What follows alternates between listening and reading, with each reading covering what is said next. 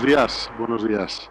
Y gracias por estar aquí, gracias a la FEDE y a Elia en concreto también, que me ha invitado a estar aquí a compartir algunas ideas con vosotros. Gracias a la UDIT, que nosotros además la conocemos bien porque bueno, es una de las referencias, evidentemente, como escuela, como centro de conocimiento para algo que cada vez es más difuso, que es lo que hacemos, ¿no? Y la charla y lo que os quiero contar hoy está muy pensado para...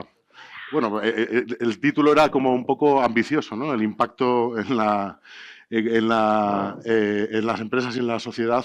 Yo sobre todo lo he intentado centrar en los retos y pues yo creo que las grandes cuestiones que ahora mismo están sobrevolando sobre todos nosotros, todo ese colectivo y esa tipología tan variada de empresas que conforman la FEDE y que en el fondo tenemos muchas problemáticas probablemente similares y otras muy particulares de cada uno de nuestras áreas, pero evidentemente la IA nos está afectando a todos, ¿no? Con lo cual, mi intención es dar una visión rápida del porqué, de qué es lo que está pasando y luego, sobre todo, intentar también entender el cómo vamos a gestionar este tsunami que se nos viene, ¿no?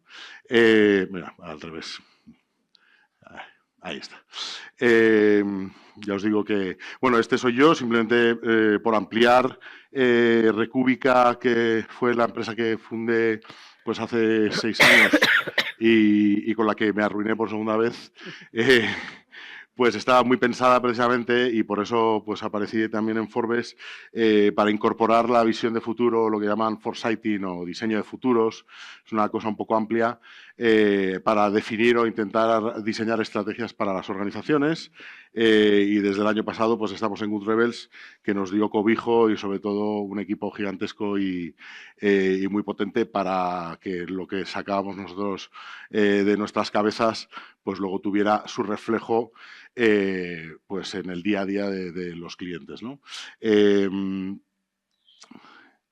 ¿Qué está pasando? Bueno, yo creo que ya es muy probable que casi ninguno de vosotros piense que es un hype, que está sobredimensionado, que estamos viviendo un momento, que en algún momento una burbuja que se explotará.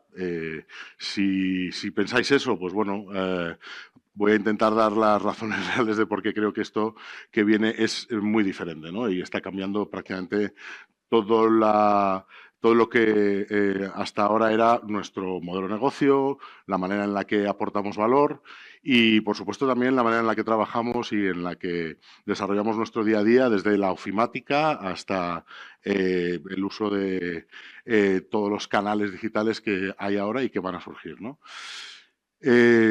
No sé si habéis visto esto cuando nosotros montamos Recúbica y empezamos a hablar del futuro o pensar en cómo incorporar el futuro o las visiones, los escenarios futuros las decisiones del día de hoy. Salía recurrentemente aquí hay dragones. No sé si lo habéis visto. Esto aparecía mucho en los mapas del siglo XVI, fundamentalmente XVII, cuando todavía había zonas incluso cuando todavía se pensaba que la Tierra era plana. 500 años después todavía pensamos algunos que es plana, ¿no? Es increíble. Eso te da un poco la idea de cómo somos. Toda la zona que era desconocida, a un tal... bueno, Olaus Magnus no fue exactamente, hay otro que hizo una de las primeras bolas realmente redondas y no planas de la Tierra, ¿no? Y en la zona donde no se sabía lo que había, por supuesto, porque como seres humanos pues trasladamos todos nuestros miedos a lo desconocido nos genera esa tensión, pues colocó dragones y decidió que en esa zona había dragones y aquí pues es probable que haya dragones, es decir, estamos en un momento en el que probablemente haya una gran cantidad de cosas que van a ocurrir que somos incapaces de anticipar y os puedo asegurar que en la mesa de casi nadie hace 5 años estaba la posibilidad de que la IA generativa y la IA en general explotara de la manera que lo hizo 2, 3 años después, o hace ya 3 años, ¿no? No de la manera que está ocurriendo. Esto nos ha ocurrido, como también, y por supuesto, nadie anticipó de manera tan clara pues un COVID y una crisis tan increíble como ocurrió, ¿no? Pero eso, evidentemente, es algo que viene. Podríamos decir que ha sido causado por nosotros, evidentemente, pero también es verdad que es una circunstancia contextual en la que hemos podido hacer poco. En la parte de la IA, desde luego, podríamos haber estado más atentos, probablemente, a determinadas cosas que fueron ocurriendo, ¿no? Pero bueno, lo que es importante es entender que este cambio no tiene precedentes desde ningún punto de vista, y aunque hablemos de las enésimas revoluciones tras la industrial, Internet evidentemente fue un cambio brutal, pero Internet ha tenido evidentemente muchas épocas, ha tenido momentos bonitos, como los que nos tocó vivir a los que empezamos finales de los 90 y demás, luego momentos desastrosos, pero aquí tenemos un crecimiento, una propagación de esto que llamamos IA, que en el fondo son muchas cosas, a un ritmo que no habíamos visto nunca antes. Nuestra cabeza no es capaz de gestionar la aceleración con la que están ocurriendo las cosas. No estamos acostumbrados a aprender tanto, tan rápido, a intentar incorporar conceptos nuevos. Eso no quiere decir que no podamos gestionarlo, pero lo que está claro es que tenemos que, por lo menos, sentarnos y pensar que, de alguna manera, necesitamos también cambiar nuestro modelo mental. No tiene precedentes, y ya no en términos de, por ejemplo, redes sociales, como era el gráfico anterior, sino también incluso de cambios en los hábitos y en la tecnología que nos rodeaba en el día a día, ¿no? Y estos son ya elementos sobre todo del siglo XX, que fueron incorporándose. Aquí no aparece exactamente la línea, pero estamos hablando de que social media fue casi vertical, y en el caso de la IA estamos hablando de una vertical casi inmediata, ¿no? Estamos en un grado de aceptación brutal, ¿no? Y de hecho, ¿cuántos de vosotros usáis ChatGPT o cualquiera de los Perplexity, Gemini al día? ¿Cuántos? No está mal, ¿no?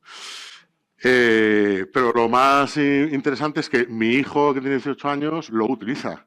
Mi hija, que tiene 10 años, a veces la utiliza también para estudiar.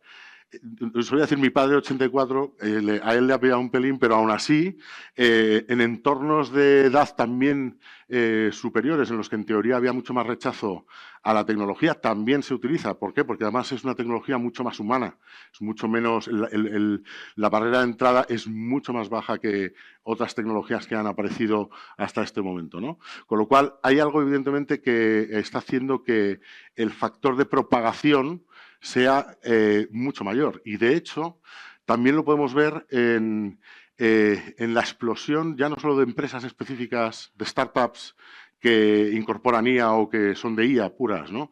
Sino que es que desde la inversión, las compañías, los estados han puesto la IA en medio de la discusión social, política, económica, evidentemente, y muchas de las cosas que estamos viendo que aparentemente no tienen nada que ver, están ocurriendo por la IA o para la IA, ¿no?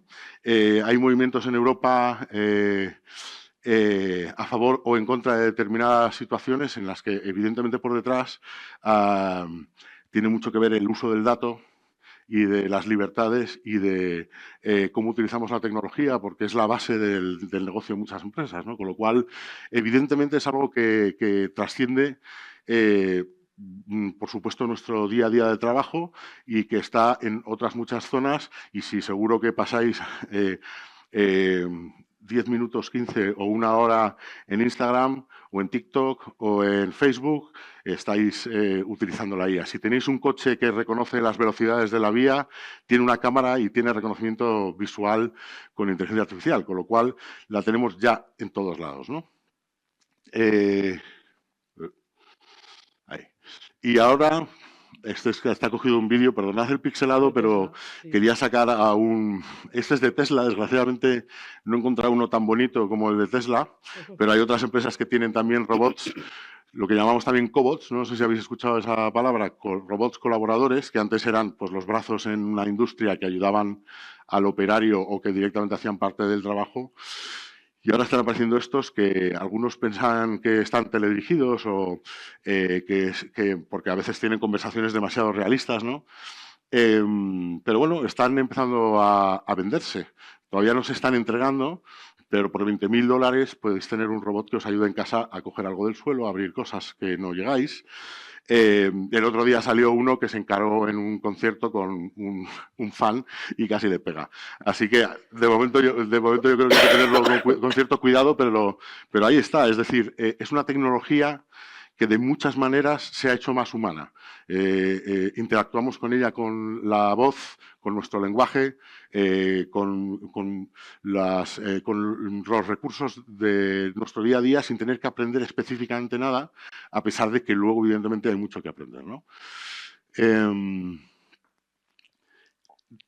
¿Habéis visto Her? Y si no la habéis visto, sí, hay que verla.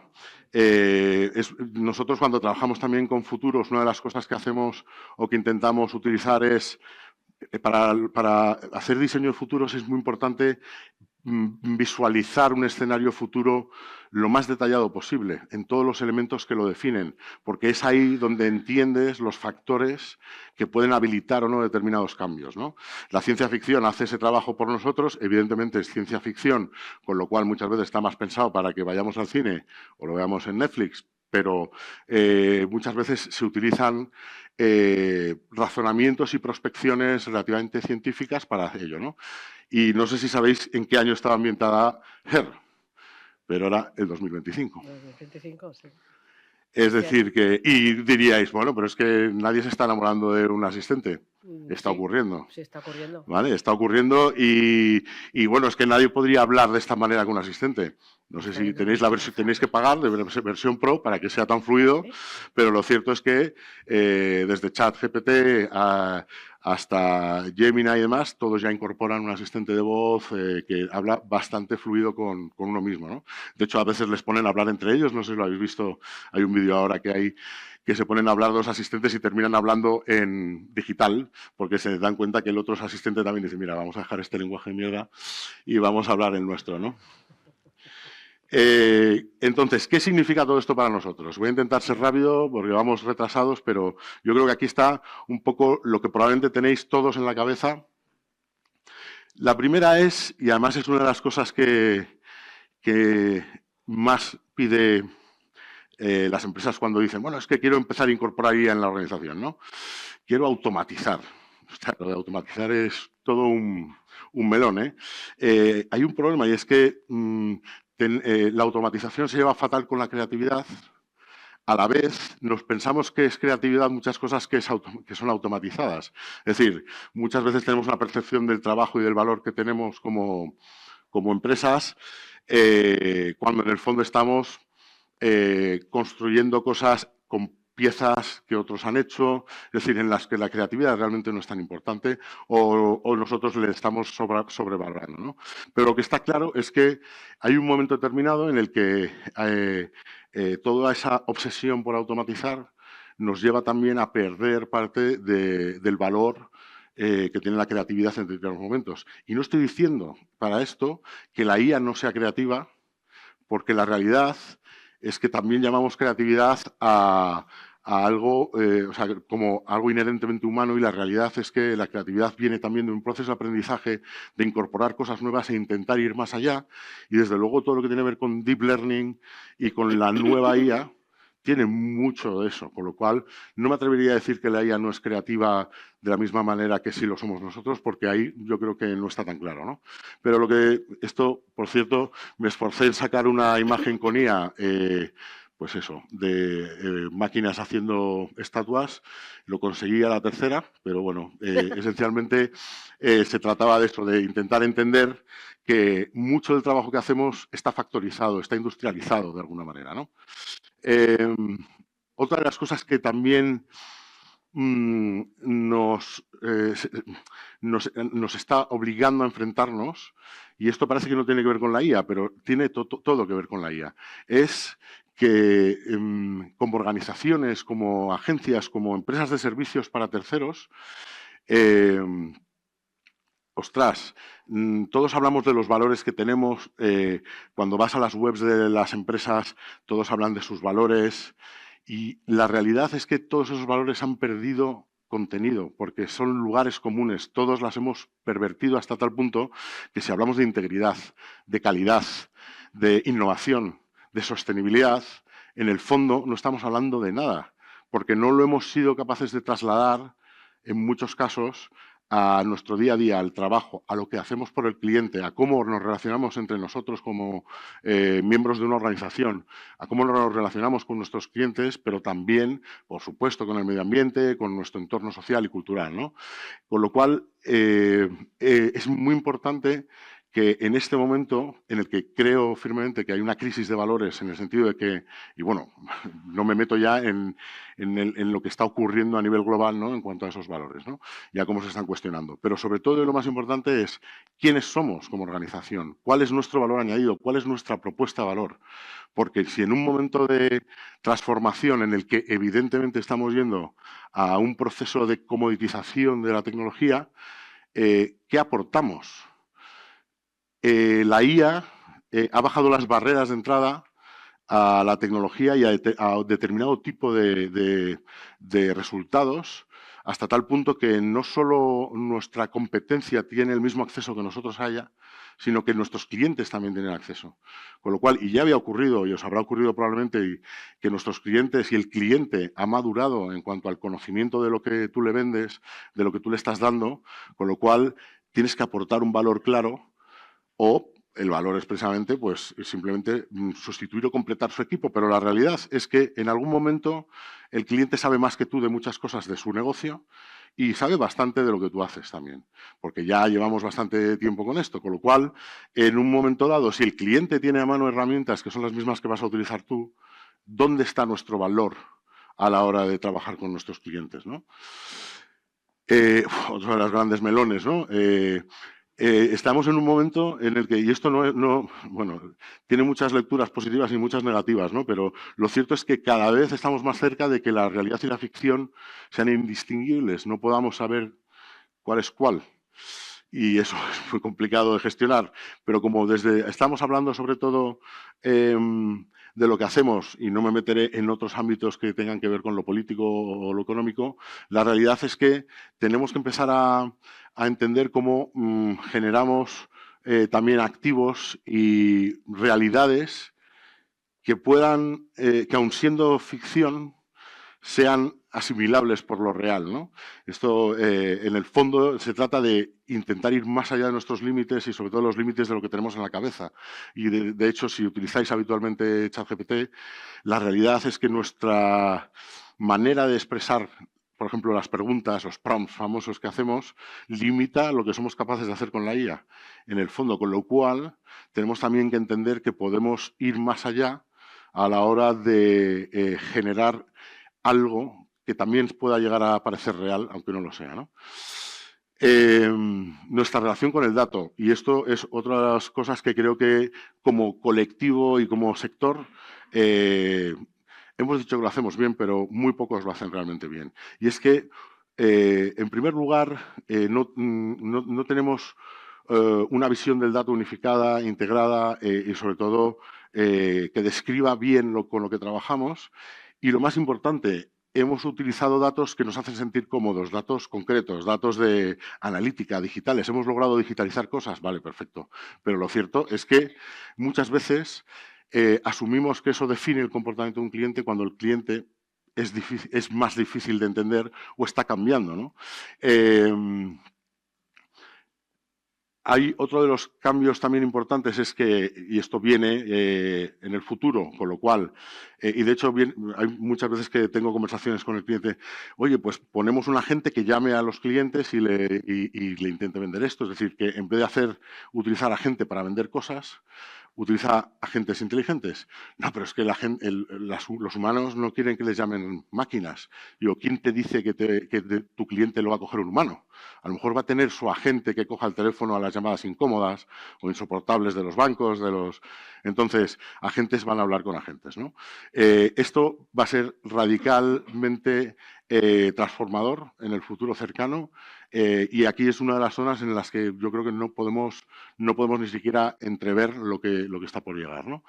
Y de hecho, todo lo que hablábamos precisamente de la pervasividad, de la extensión de la IA en todos lados, todas las plataformas de tecnología que utilizamos en el día a día están incorporando, de alguna manera, funcionalidades y elementos que tienen IA. SAP, Salesforce, Adobe, todas las plataformas. Es decir, todas las herramientas empiezan a tener algo de IA.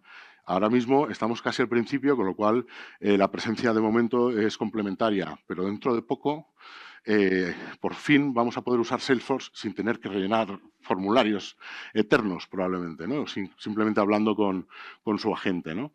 Entonces, ¿qué hacer con todo esto? Voy a intentar cerrar rápido con algunas ideas que nosotros solemos manejar y que, por supuesto, dan para 27 charlas más, pero voy a intentar ser rápido. Para empezar a hablar de el cliente, los sectores, los mercados, con un lenguaje, con una semántica, con un universo de palabras mucho más amplio. Las personas, nuestros comportamientos,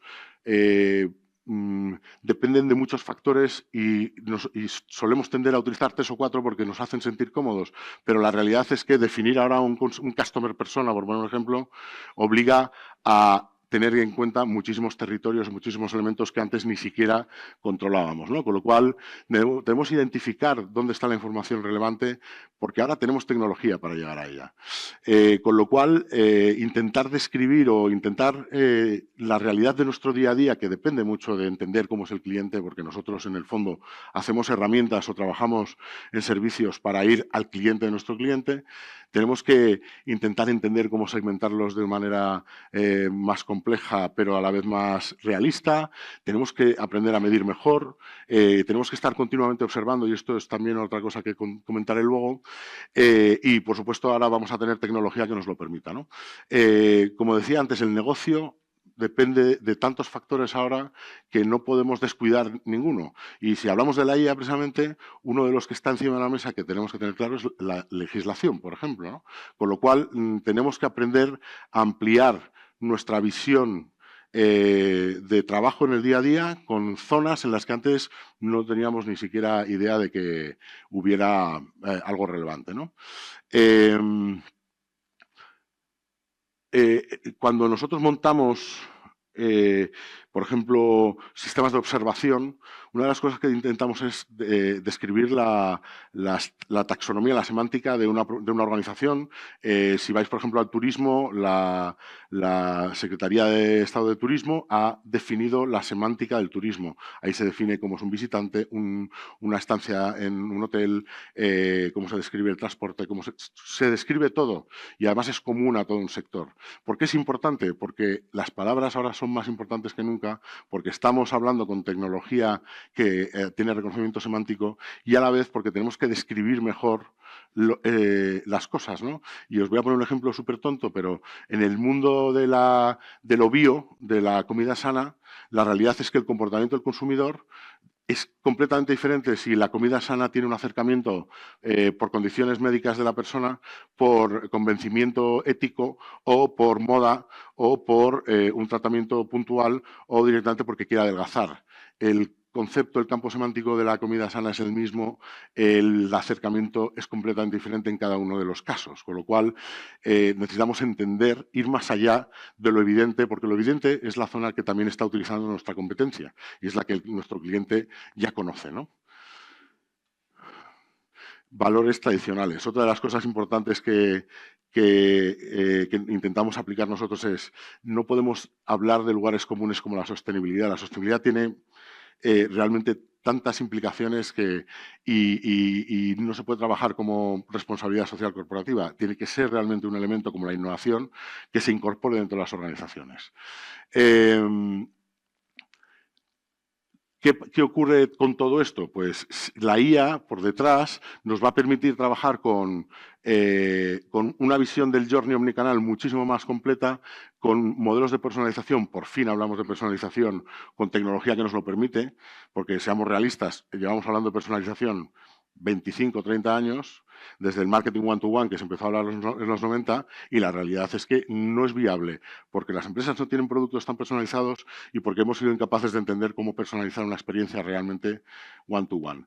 Pero ahora podríamos hacerlo, pero si no tenemos bien definida la visión del cliente y, sobre todo, activado en los canales, la realidad es que luego, pues, ese tipo de experiencias para el cliente son completamente insatisfactorias y te alejan de esa parte, ¿no? Y además, personalizar la publicidad no es precisamente lo ideal. Y otra de las cosas importantes, cambiemos nuestra manera de ver la realidad. El hoy es importante, pero el futuro, 1 año, 2 años, es muy importante.